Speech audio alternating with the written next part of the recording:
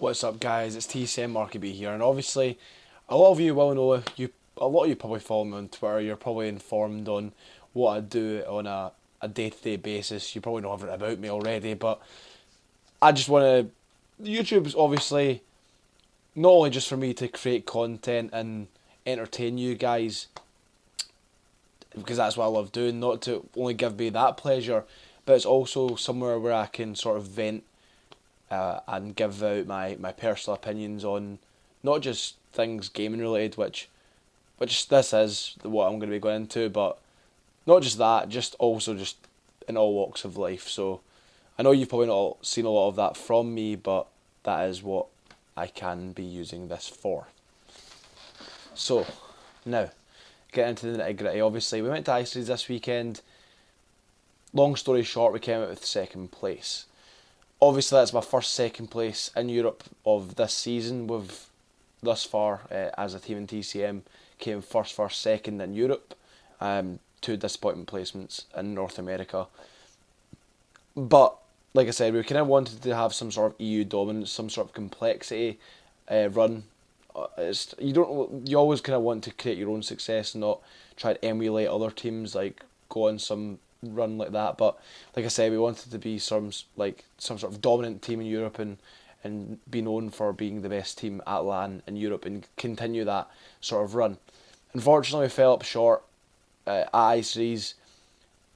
Ultimately, I just think we just got hard countered. We went all the way through the losers bracket. We won so many games on the trot. Came up against Epsilon in the final. We were a bit unfortunate. We lost 3-2 after being about. I think we were 5-2 up. They won 4 straight rounds. I think earlier on in the game we won 4 straight rounds as well, but they ultimately won 4 straight rounds when the pressure was turned up, the heat was turned up, when we were on match point to take it to the second series in the tournament, and then be on a level playing field where we could ultimately go on and win the whole thing. But nonetheless, they came back and won, like I said, and that was the story from us throughout of Ice Series. It's probably the first ever LAN event where it's been like that before, where we just couldn't finish off S&Ds. We would get to that match point and we just couldn't. Well, to be fair, there was numerous times we did finish off like 5-5s and we came up clutch. We just grinded it out, but this event was really weird. Like, it just seemed that we couldn't close it out faster sometimes, and I think there was just a few plays we should have made. We shouldn't have made. It's ifs and buts. Like, I think when we were on match point a lot of the time, we didn't want to just sit back and allow them to claw back the rounds. We wanted to keep the game in control of us, so we were constantly making ballsy plays, and unlucky for us, the ballsy plays that we were making were being hard countered by Epsilon. In the match I'm talking about in particular, in the match on Octet S&D. As well as we went on to lose the final. Congrats to them for winning. I love, but I like all those guys in that team. They're all really nice guys. Out of the game, like, us and Epsilon are like probably the two closest teams in terms of how much we talk to each other. Honestly, to have literally the most amount of respect for everyone in Epsilon, although they probably were wanting us to lose earlier on in the tournament against Rain, and I'm sure it would have been the same for us if we were watching them. We all do have that sort of I don't want to use the word love again. That we all like each other, and ultimately, like I said, respect all those guys in Epsilon, and congratulations to them for winning. I'm sure we're gonna have more battles throughout the series of Ghosts throughout the whole year, or the 6 months that are remaining. I believe, I'm not entirely sure of how much is left of Ghost, but I think it's about 6 months ish. 6 months, I think. I'm not 100% sure, but it's about that. Just under 6 months, maybe. So yeah, like I said, best of luck to Epsilon. And now going on to what you all want to hear. The debate with Madcat, the whole deal with Madcat, what went down. So basically, Madcat, obviously, he's really good friends. I think he's cousins. I'm not 100% sure on that. I don't know if that he just calls him his cousin, but I don't think he's actually related to him. But he was coaching Devar and his team of Rain, who were a team that came into that event looking like no one really expected him to do well. I didn't expect him to come top 8, but they literally they turned up, man. They went huge, and they beat us in the top 6 game. And I'm not gonna lie, we can underestimate them. Although at the same time, don't get me wrong, that's not the reason we lost. We came in hyped for that game. That was nowhere near the reason we lost that matchup. They just were better than us in that particular match. But we knew 100%. We said throughout the series, throughout our losers bracket run, we knew the outcome, what it was going to be. We knew we'd come back and we would play Rain, and we always said we'd win. And we said throughout the series against Rain in the losers bracket final, we said no matter if it goes to match point here, guys, and they're 1 away from winning, do not give up. We said that before we even played. We knew they were strong enough to take maps off us. They're an amazing team. So going into that game, we knew it. So we came back and won, beat them. But I've already talked about that. Now going into that issue with Mad Cat, like I said I was going to do, but I started going on for another tangent, like I love to do. Myself and Mad Cat obviously had a lot of problems in TCM, some of which you may have noticed on stream, some of which you may have not known about. But myself and Mad Cat, throughout his time in TCM, he didn't really get on with me. There was some times where I just let him walk on all over me, to be honest. From what I'd been told about Dylan before, and what I knew about Dylan, is that he sort of, in every team he's in, he like picks a player that he sort of like points fingers at constantly. And I knew it was me from day one, because I'm just one of these people that, like, I'm not big in confrontation. And not only that, my team just said it wouldn't be worth it, because from what I've seen, whenever I did argue with Dylan, it was just a pointless argument, because there's no way ultimately that my opinion was ever going to be right in his mind, and there's no way that there would be anything gained from arguing. If anything, it would just make things worse arguing with him. So essentially I just allowed him to, whenever he would say something to me, the majority of the time, unless I honestly had enough of it, I would maybe snap. But unless, like, honestly, I would mainly just sit there and just sort of take it. And even if in my head, if I thought my opinion on what I had done or what someone else had done was different to his opinion, I would just sit there, and I couldn't really be bothered. Like, I couldn't be bothered with the argument, and honestly, that was probably the worst period in gaming for me. Teaming with him, scouting online. Although we did go on and win EU champs, EU regionals, the problems were there beforehand, and we just sort of got, like, throughout the time of teaming with him at COD champs, at EU champs, at LAN events, at online tournaments, I just got on with it. It never really affected me in game. It was mainly out of game, and just the general vibes that really affected me. It just made me lose sort of I didn't really want to come online and scrim with him, because it just wasn't fun. I'm not trying to paint Dylan as like the evil villain of this whole story, but this is just honestly my feelings on what went down and what happened. So yeah, essentially in that losers bracket final, all that came to boiling point. Dylan sort of throughout the whole series was just basically targeting me for the abuse, saying everything and anything to me to try and get a reaction out of me and to piss me off, and ultimately attempt to make me play worse so that his team that he was coaching, Rain, could go on and then be victorious. I'm not going to lie, it was pissing me off, but in game it wasn't. If anything, it was just making me want to win more. Immediately after we lost in the winners bracket against them, I was like, we need to come back and beat these, just to wipe the smile off his face, to be honest. And that's honestly what I said. And we've done that, and obviously you all seen the video. I'd imagine you've all seen the video. Myself and Mad Cat going at it, and really, I honestly didn't say anything that bad. Obviously, it was an intense situation. We were getting absolutely mollywopped on freight domination. We actually stormed the back, held a 3-cap for so long, won the map to take it to the last map to get ourselves into the grand final. And essentially, that all came from me just being completely barraged with constant comments, and I could always hear it in my headset, because obviously Astros aren't that soundproof.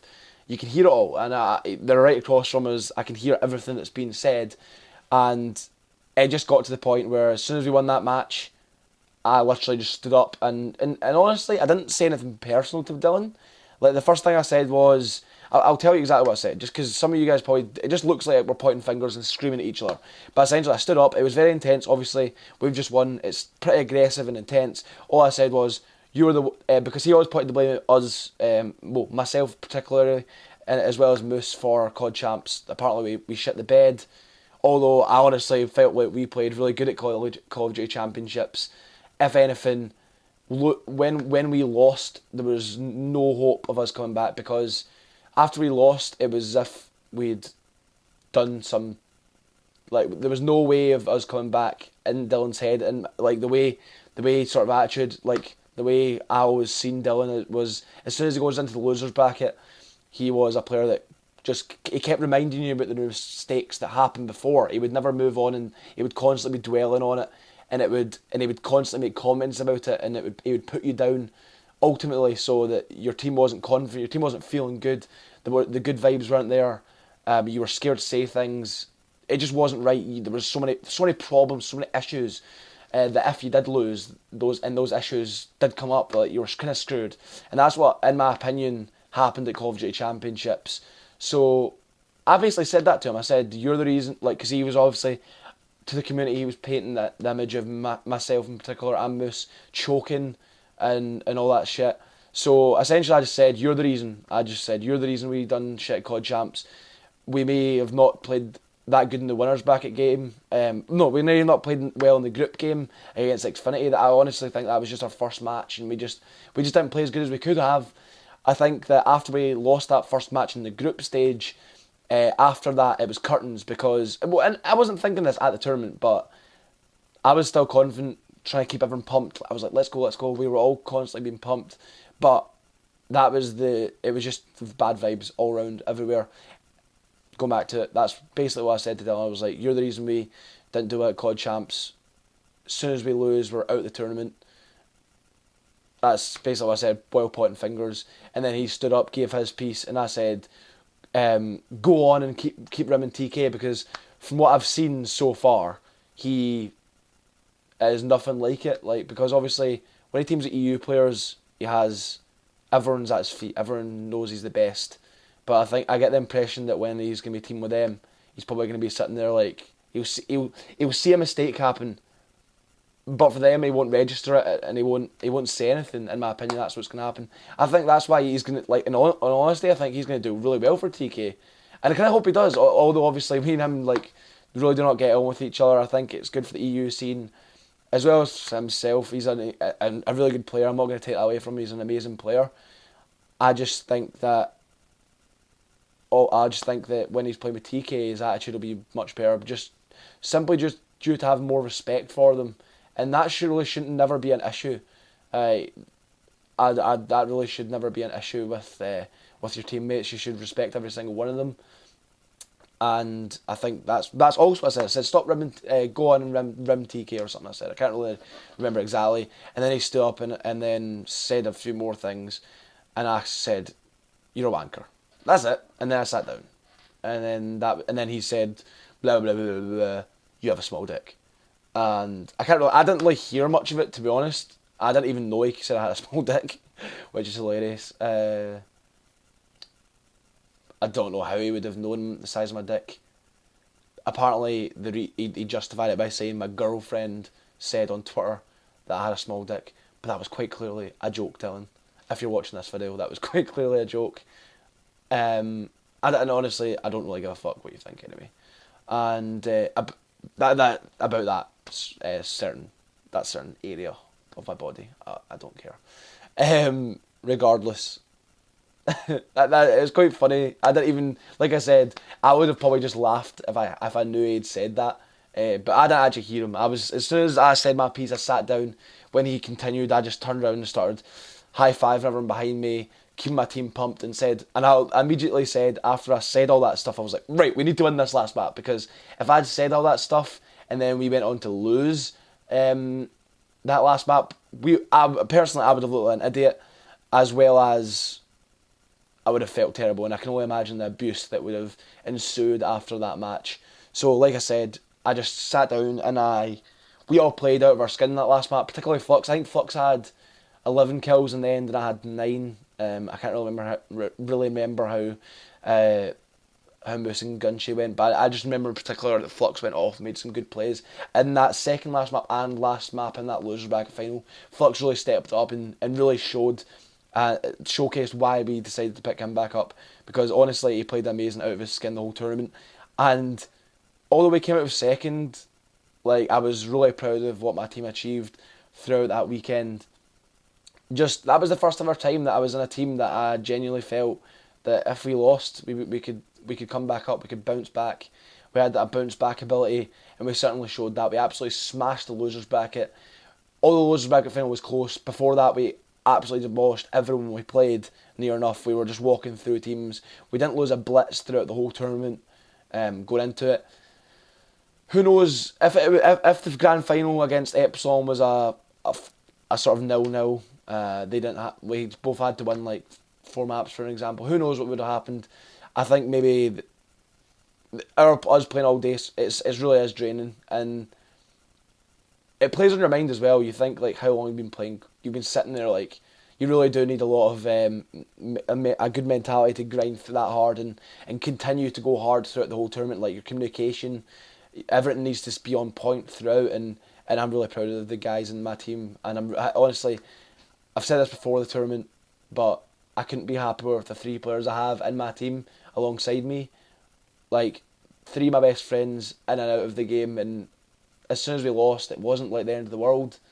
We get on with it, we move on, we go to the next tournament, and we ultimately try and become the best once again. And that's the end of my video, guys. Obviously, it's been a long one for myself. It's near enough 17 minutes, but I had a lot to explain. I didn't really want to sort of come off the wrong way when I'd done this. I've been thinking about this for the last 2 days. Ultimately, as soon as it happened, the losers bracket final, the issue, I was immediately like, why did I say that? I felt like I let myself down for snapping and reacting to it. But like a lot of people told me, there's only so much you can take before you ultimately just snap and crumble, and that's what happened with me. And I think some of the things that I said needed to be said for me as well. I think that in my head, he maybe wasn't aware of those things, and I think that maybe the comments that I made to him about him being a bad teammate and stuff, I really hope it plays on him, and I hope that it does affect him in the future. I hope it does turn him into a better teammate. Honestly, I'm not a spiteful person. If people know me, I'm not a very spiteful person, and although like me and Madcap Holly won't be friends again, or who knows what's going to happen in the future, obviously you can't comment, but although we may not be friends again, or we may not talk again, whatever, I'm not going to be sitting here spiteful and hoping that the worst for him and all that stuff. Honestly, I wish him the best. You guys probably don't believe me when I say this. I wish everyone the best in whatever they're doing. And yeah, hopefully, I really do hope that he takes the advice in terms of what I said in game, although he won't probably see his advice, probably just see his shit talk. I hope he takes that and then moves forward and improves himself as a teammate, because it's not just me that has this issue with Dylan. I know a lot of people probably haven't said it. Like, I know a lot of his ex-teammates have said the exact same thing to me, and they haven't gone and said it. But yeah, like I said, no, I'm moving on from it. It's gone. It doesn't matter anymore. It's over. The whole episode is gone. Thanks a lot for watching this long ass video. It's been about 19 odd minutes, and that's going to be it for me. But also, before you go, I would appreciate it, guys, if you subscribe to the channel, as well as going ahead and liking this video and spreading it out and getting my opinion out to everyone and that. But yeah, before I go, like, this is a little segment at the end. I just completely remember this. It completely popped back into my head, but a lot of people were tweeting me because around EGL 11 time, I was preaching a lot about professionalism and all that stuff, and about getting loud. And in all honesty, what I said, like, it might have been out of hand, but I never got personal. There was not one time in that whole parade of arguments that I got personal to Dylan, insulted his looks, his life, just everything. I never got personal, and that is what I'm really against. There's nothing wrong with shouting, although that shouting was over the top. I must admit, that shouting was over the top, but people got me wrong with that whole time, and shouting and getting your team hyped and going mental. Calling someone bad at Call of Duty is not a personal insult. You can call them bad, call them terrible. Just don't excessively swear. Although I did slip out a few swear words in that argument with Dylan, like I said, that was a one-time thing. That wasn't like a sort of in-game thing to get us pumped or anything. That was just an issue with myself and Dylan that is been fueled by loads of things that have been happening throughout the last 4 months. So I mean, that's like completely different to just playing against a random team of players you don't know, personally insulting them. Which people were saying to me, I was on the same level, which I completely disagree with. And yeah, so that argument would have happened. That wasn't related to that game. Dylan was coaching the other team, and it just so happened that the boiling point was in the middle of the game, in an intense situation, in front of a load of people that argument, that thing needed to be said, regardless of who was there. It just so happened that it happened there and then. People caught it on video. People were just videoing it probably to get the reactions of when we came back and won. That's what people were really videoing for. And then they just caught that. That was it. Anyway guys, it's been a long video. Like I said before, subscribe, like the video. I'll see you later. Thanks a lot for watching. Peace out.